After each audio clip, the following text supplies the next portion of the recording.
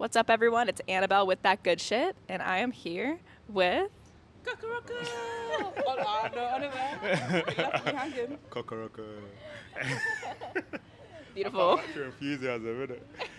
I am enthusiastic. You haven't had internally. breakfast yet. Yeah, Well, I haven't had we breakfast. haven't had breakfast. Oh my gosh, yeah. Kokoroko, excited to be here with y'all today. I know you had a bit of a hectic morning getting your hotels sorted and whatnot, but we're here and I'm very grateful to be with y'all. So thank you for making the time to be here today. Tell me a little bit about what you have planned while you're in New York City. Play some music. Yeah, we have a show on Friday, and then we got some work to do today, I guess. But wander around, enjoy the city whilst we're here. Try to get some good food. Genesis is going to give us a tour. Yeah, Genesis is yeah. You're a bike tour of New York. That's the vibe. Biking in New York in the summer is the best. Biking here in the summer feels amazing. Probably be similar to London. But yeah, the last time I did any kind of biking in London, Onome almost killed me. So I don't think I'll be doing that this time. We're going to keep it safe. I'd love to have each of you introduce yourself, tell me your name and what role you play in the band, what you do. My name's Johan, and why are you laughing? I play keyboards and synthesizers, and I sing as well. My name is Sheila Maurice Gray. I play trumpet, co-band lead with Onome, play trumpet, flugel, and sing as well. Beautiful. My name's Onome. They both said my name now. I play percussion and band leader with Sheila. Beautiful. I'm so happy to be with y'all. I've been listening to Kokoroko for quite a couple years. My first introduction to y'all's music was in 2022. I went on tour with Earth Gang, and Johnny Venus from Earth Gang was like, Annabelle, I just got into this band. You're going to love them. And he put me on to Carry Me Home. And it quickly became like my favorite song. I was listening to it for a long time. And then, I've been so excited to see the new music rolling out. The new album is so beautiful. So, thank you guys for everything you do, and I'm excited to talk about all this stuff today. Before we get into, obviously, like the new music and what you guys are doing right now, I'd love to hear a little bit about the origin story of the band and how it all came together. It's crazy because, like, it doesn't feel like 10 years, but it's been 10 years. Wow. Probably it's actually more than 10 years now, so it's like 11 years now. We went to Kenya. I was working with Onome's mum, and at the time Onome was my supervisor, was our supervisor. He's not boss. No.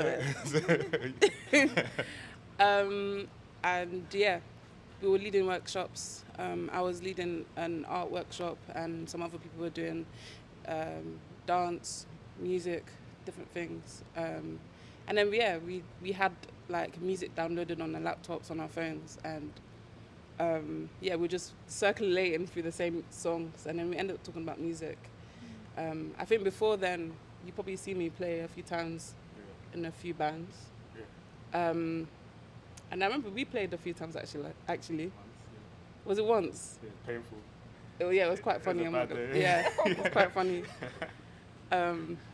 We ended up talking about like the Afrobeat scene in London, kind of complaining. And we were like, let's put together a band for fun, and it'll be nice to just have like a young all black band play this music and just pay homage and respect to the music. Pretty much the rest is history, but from there we kind of slowly started writing our own music, What's your guys' first memory of, okay, you've put the band together, you're starting to make music. What's your memory of like the first moment where you were like, aha, we have something, this is working? Tell me about that moment. I think we played in this pub in Deptford. I think it was the second gig we done there, and it was tiny and it was mad tight. It was hot, and I think one part of the gig, there's like a dance line started. They're going out one door. Do you remember this? No, I don't remember. They're going out one door of the pub, coming back in the other, and you see, I think that moment it felt like euphoria. I think London's a bit, when you got good energy in the room and people are there to dance, it feels I don't know, for me, it's my city, so it feels very special in the city. And seeing that we were connecting with people in that way, that they kind of forgot there was a band playing, they're just doing their own thing and doing their own nonsense. My friend met his girlfriend he's been with for years. He saw people like interacting. I was like, this is a thing that works. So probably then, I don't know, Sheila, you probably have better memories. Or. No, that's a pretty good memory, to be honest. Yeah. I don't know. It's like it's a bit blurred for me at the moment, so I can't really remember too much of that time. Yeah.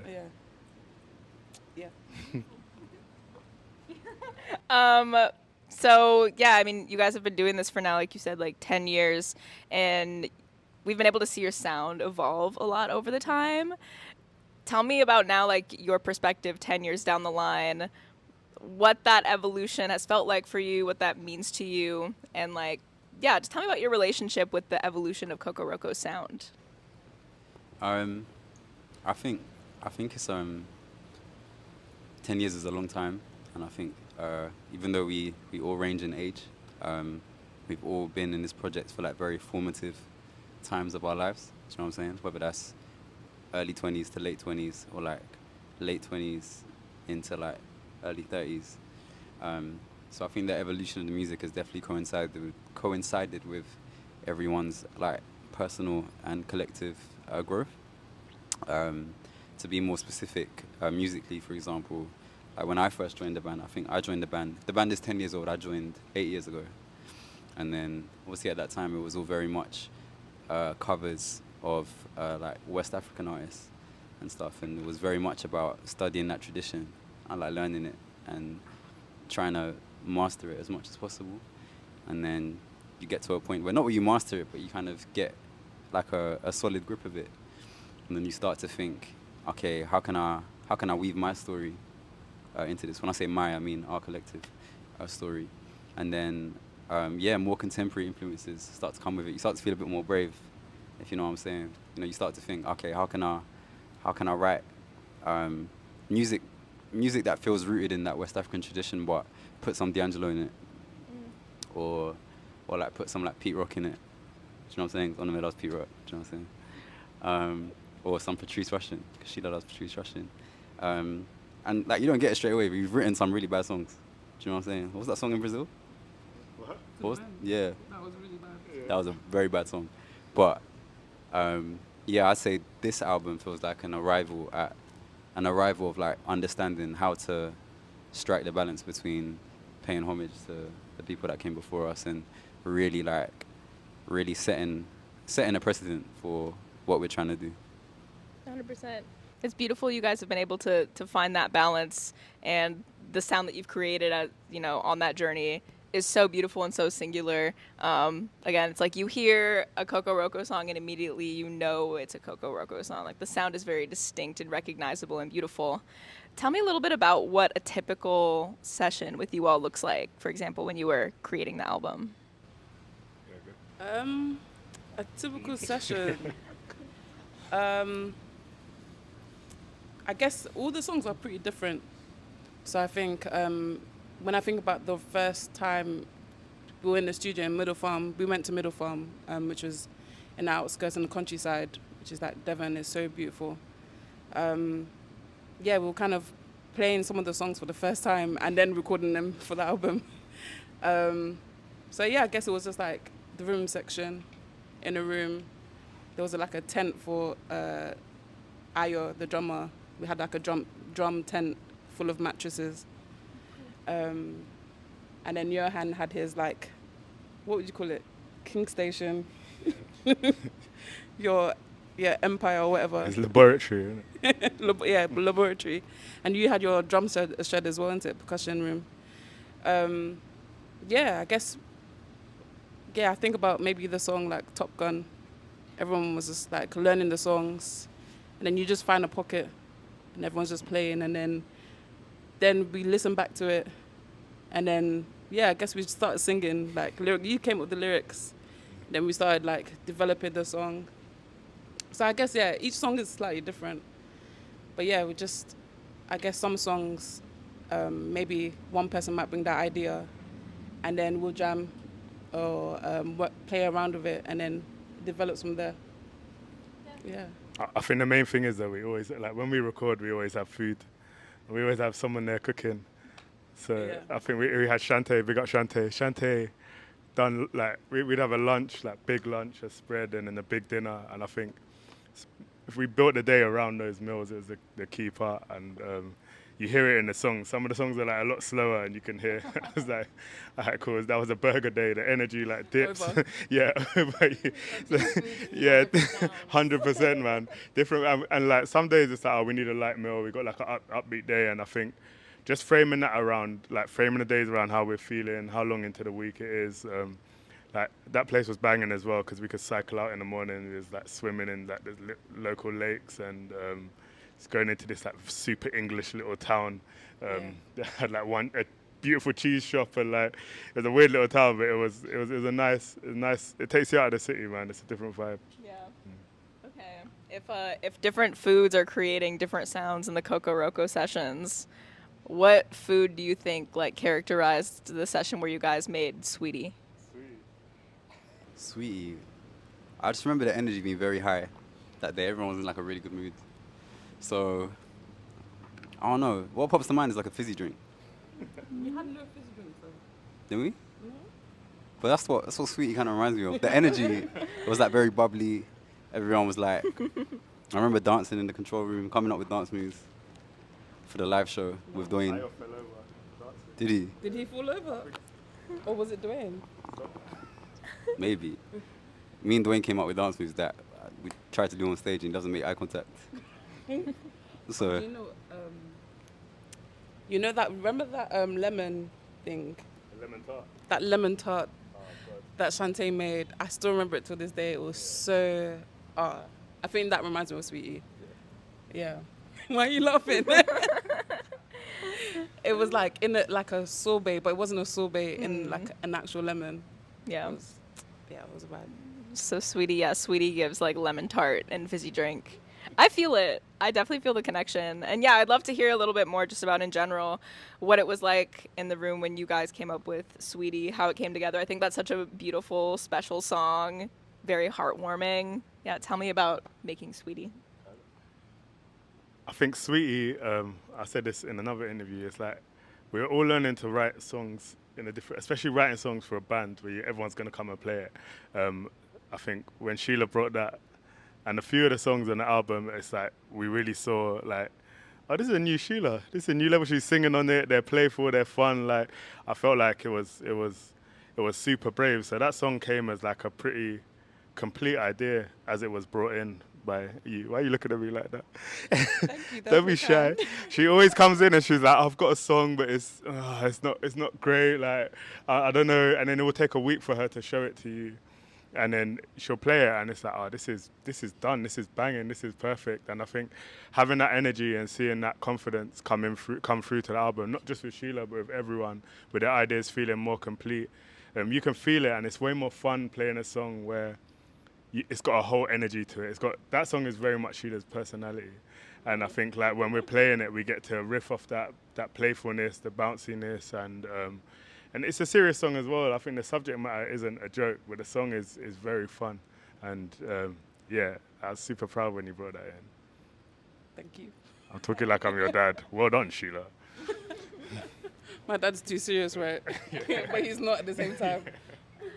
Yeah, it's a good one, and yeah, that is something I love so much about the album in general. I feel like each song can kind of stand on its own and is a world of its own. But then when they come together, the album feels very, very cohesive and beautiful. A lot of the sounds on this album, just kind of the sonic landscape of it, it feels very like warm and comforting and uplifting. How did you guys go about creating a sound to kind of embody those emotions of comfort, of love, of being uplifted? I think when we first, I think right at the beginning, we had a conversation. Anonymous was like, you know what, the other album, we love like the old album, and like how we came about writing it. I think it was quite liberating writing the other album, the first album. Sorry, I shouldn't say the other album. But yeah, I feel like it was quite liberating. Like when Onome Johan was saying, I think we started writing covers. I think we were like, you know what, this time let's just open it up. let's just like express ourselves and not feel bound to one genre or two genres, Afrobeat and high life. So I think that was quite liberating. But yeah, we had a conversation and it was like, you know what, I want this album to feel light and, you know, when people listen to it, people could like be cleaning in their houses. That will, you know, be like, that was, yeah, will be great. So I think having that as a motto or intention, I think was quite freeing and liberating. Just, yeah, I think, yeah, being able to be like, oh, you know what, I'm going to write a playful song. Or, yeah, I think there's something, rather than like trying to be really serious and be like, you know, I want to write this song that means this and this, I think, yeah, you can do that as well. But I think, yeah, it was quite liberating. Yeah, very much so. I love that you say you want it to kind of be an album you can play when you're just like cleaning your house, something like that. I moved to a new apartment in May, and I'd gotten the album a bit ahead of time from Genesis. And I remember like moving in, and I had the window open in my living room, and I was moving in and cleaning and organizing, just listening to the album on loop over and over again. And it really does feel like, you know, something that can just bring that color into your day when you're doing something that might feel monotonous, like cleaning or organizing your house. It really just, it brightens up the room. I don't know. Yeah, beautiful project. Tell me a little bit about the album art and all of the art around the project. I think it's so beautiful. You don't want to talk about it? Do you like it? I think Lucy, who done the artwork, she's amazing, man. And we met her. We opened for Mike in London when he done like a run of shows at Cafe Otto, and she had done the poster. And I think I remember messaging her like, please, like, can we get the high res so we can print this off and put it in the studio? We really loved it. And then we were like, okay, we want to work with her, and her work kind of tells the exact story that we want to tell. It's got the same energy that kind of, I guess we feel like we're putting into our music. It really reflected that. So yeah, we worked with her for the EP before the album, and it was cool. And then like we really loved it and thought, let's just give her more power, man. Give her more space to create in the way that she does. And I think we were hovering over her a little bit before, like directing her maybe a bit too much. And with this, we sent her some references. We spoke about. We got to the end of the album. We listened to it, and it was the summer album, and like this feels like summers in our youth. It's got like, you know, that energy that you kind of never get back. Like you have it at like 14, 15, 16 when you're playing out with your friends, those long ass days. It felt like that, and I think we sent her a bunch of stuff. A lot of the films were like Crooklyn. They were set in New York actually, because I think that has not only New York but around America. There's loads of films and photos that are taken of especially black communities and black people over here that we kind of don't have those documents in the UK. So we sent a bunch of references and then some items of clothing and like pictures of the city, and London, of people like in London in the early 2000s, late 90s, and she just pulled it together beautifully, man. There's so much energy in it. She created like a whole PDF of like drawings, and literally all the drawings were like, oh, it's so hard to choose from. Yeah. And I think that's how we got a lot of the single artworks, like the running. Just can't wait. Yeah, people running. Yeah. The lovers. Yeah, the lovers. There's still a few more like in that. I'm like, I want her to like finish that. Yeah, there's the one with the dad and the daughter and the flower. Yeah. It's so gorgeous, There's man. two Like, actually. yeah. The baby, remember? No, I don't remember that one. That one, yeah. That one's Skipping one.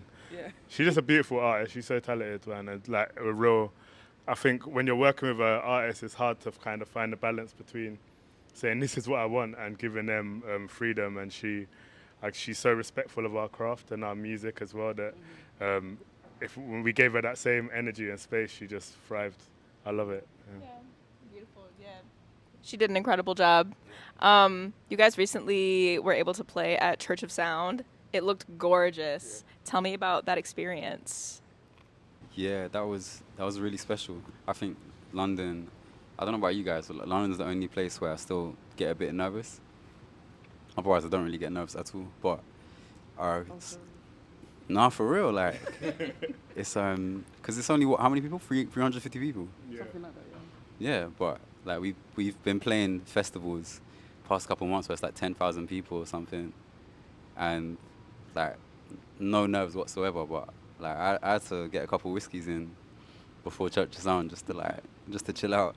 But it's a really special venue. Like they're like one of the few kind of long-standing things happening in London that like it's like super timeless and it's never going to get old. You know, a lot of like jams and stuff come and go in London, but that's an event which is going to be there for a while. And we did it in like 2019, January 2019. And so this is the first time in what, like 6 years, playing the new music. Like a lot of our families were there and stuff, and like you're playing and like people like this close to you, like someone's like right behind you, turn around and someone's just like right in your face. Yeah, people just inviting themselves on stage even.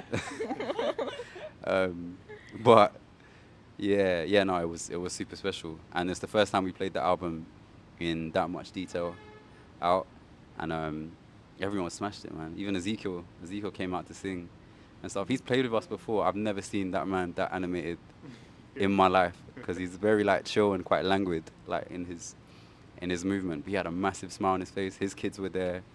Yeah, it was super special, honestly. And then we had a flight the next morning, which was interesting. So yeah. Interesting after those couple whiskeys, I can imagine. I know that you were talking about how, you know, when you guys were first forming the band, you were in an interesting place with like the London music scene. You were expressing frustration with the London music scene. 10 years later, with where you're at now, how do you feel about the music scene in London? Where do you stand? Honestly, I feel very proud to be a part of it. I think maybe there's a frustration with like being labelled as like, oh yeah, we're part of the London jazz scene. Mm-hmm. Or there was frustration, but I think now looking back at it or seeing what's going on and like how people are growing up, I think is really beautiful. And some of my favorite musicians, like Roy Hargrove, he grew up, or I don't know if I say grew up, but I guess they all grew up together. So like Erykah Badu and D'Angelo, they all came up at the same time. So it's like a whole scene bubbling. So when you see that happening and seeing what they kind of create together, I think it's always beautiful to see like how someone becomes part of that story or this story. So yeah, it's the same thing with us as well. I think it's really beautiful to see like people like Theon Cross doing their thing with Sons of Kemet, Nubaya Garcia. Yeah, it's really beautiful. Yeah. Yeah, very beautiful. You've spoken in the past about how like your guys' relationship with like genre and like labels, and I guess that kind of goes off of your question.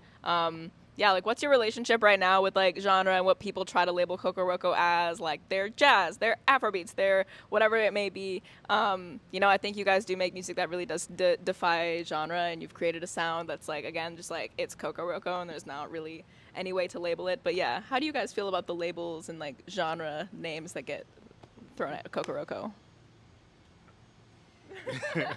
I think we used to be very resistant to it, but I think when you're like starting and you're trying to like find a way through or craft a career, it feels like someone's holding you back. Like you're playing jazz, like no, I don't want to play jazz. Like we're not even that good at playing jazz. Like we want to play other music. But I think now, like as far as I see it, genres are just for people who are listening to music.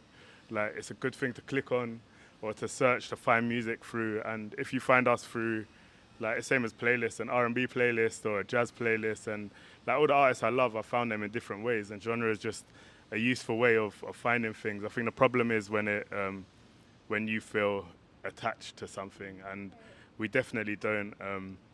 And people are just kind to us, man. I think we do. We get to do different things and play. Like I don't know if it feels as wide, like the genres we're playing as wide. I don't know if it is as wide as it feels, but it feels like we're doing very different stuff to what we normally do sometimes. And like crowds always just go with us. Sometimes we get some looks, but by the end of the song, if we play it well, it works. And we realize if you do anything well or with conviction, it can run. And yeah, I think we've been lucky. I remember like when we've been playing a lot of the album before it came out. Yeah. And I think there was a lot of confusion, like, okay, we're expecting some Afrobeat and high life, and there's hardly any. But it's kind of nice to just be able to just play what we want. Yeah, definitely. I'd love to talk to each of you about kind of your individual music tastes, what you're listening to, and also a big theme of my page is like playlists. And I'd also love to know like any playlists that you listen to regularly, if you like to make your own playlists. So yeah, tell me each of you about what you're listening to and any playlists in particular that you go to. Johan likes to make loads of playlists. You make playlists for other people. Yeah, you do. I've got a few of your playlists. He doesn't want to talk about them. You've got like a whole jazz one, like in alphabetical order or something like that. And you make loads of playlists as well. Yeah. All right, playlist. Yeah, I guess. I do have a lot of playlists. I was lying there. They're all they're very like mood oriented, if that makes sense.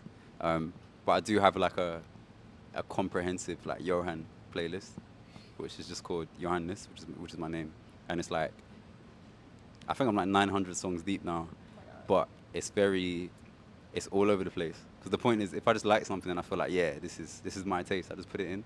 But if you shuffle it, like there'll be some like Revel in there, and then if you shuffle it again, you'll get some like soca, and then some like Ethiopian music, and then some like grime or something. So yeah, I'm deeply attached to that playlist. In terms of like music taste and stuff and listening to music, generally, I think with sometimes being an artist, I think it can put pressure on consuming art and consuming music, because there's what you want to listen to, and then there's what I should be listening to. Do you know what I mean? Mm-hmm. So the best balance for me is I always try to make sure I'm listening to something new and something old at the same time. So try not to listen to more than 2 albums at a time. And something from the past that I find inspiring, and something that's just come out, which I may not otherwise listen to. I try not to like put boundaries on things. So if like a Taylor Swift album comes out, I don't want to be like, yo, why am I listening to that? I'll be like, let me give it a listen. If I'm 6 songs in and I'm not feeling it, I won't listen to it. But there might be a gem in there. Yeah, gotta give it a chance. There might be a gem in there. You know what? Quick digression, but there's a Earth, Wind and Fire song called All About Love. Mm-hmm. And I remember when I was listening through that album and that particular song, I remember listening to it and being like, yeah, it's cool. I don't love this song. I was about to skip it, but I said, let me just like let it finish. And then the song ends, and then there's like a minute of silence, and then there's this like crazy outro. This like Larry Dunn outro, and that inspired me for about a year and a half. And I always think, what if I skip the song? Yeah. So I try not to skip things. Try to like at least listen through once. And but yeah, sorry, I said a lot of words there, but yeah, that's me. That's a great album though. Yeah. That Earth, Wind and Fire album. I love the album, but that particular song, I'm thinking it's cool because it was long as well. So yeah. I was gonna skip it. We ended up playing it's See the Light, right? Yeah. We ended up playing that on a run, for a long time. I have nothing profound to say. I really listen to music according to how I feel. Mm-hmm. I listen to a bit of everything, but mainly music from the past. I'm a bit of an old soul in that way. And then from time to time, I'll tap into a bit of Amare. If it's gonna be new music, Amare's a good choice. I just tap in from time to time and just check out what's going on. Absolutely. Yeah. What about you? I was trying to think of what I had downloaded. I had like only 2 albums on my phone. It was a nightmare for the plane. I was scared that I was going to run out of movies. But I think I've been listening to Terza and B Kool-Aid. Playlists, I don't know, different stuff for different... Huh? Oh yeah, SWV I've been listening to for weeks. And then, I don't know, playlists, I think we've got a friend, Alex Rita, who has like really like just relaxed, like easy playlists that I play in the morning, just set out my day. I think, what are they called? Calm Roots, that's the one, yeah. So that sets me right. But, yeah. Sounds like a nice vibe. Okay. The final question I have for you guys, and again, this is a question for each of you individually. Who is your favorite fictional character, and what would their favorite Kokoroko song be? I can't remember their name, but I can remember the book. So one of my favorite books is Purple Hibiscus, and yeah, I'm gonna say her name, and forgive me, I'm not gonna try not to butcher the name, but Chimamanda Adichie. Is that right? Please help me. Ah. But yeah, I love that book, and I love the main character. And there's something about her that's very like still and calm. What song would represent her? Is that what you're asking? What would her favorite song from you guys be? Um, maybe Over. Yeah. Okay. Why? Just for its calmness. And for me, I guess, yeah, I really love that song just because for pretty much most of the song, nothing really happens. And then right at the end, you just hear the guys singing, We'll Make It Over. And it's like how we recorded the song as well. Like, we were pretty set. Well, I was pretty set that it was going to be a no vocal song. And then I remember Ayo came and he tried to snitch and he was like, oh, guys, oh, Sheila, the guys are singing.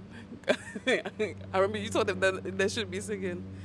And then, yeah, we went and listened to the song. I was like, oh, this is, yeah, we were both like, yeah, this is so beautiful. And yeah. Yeah. Nice.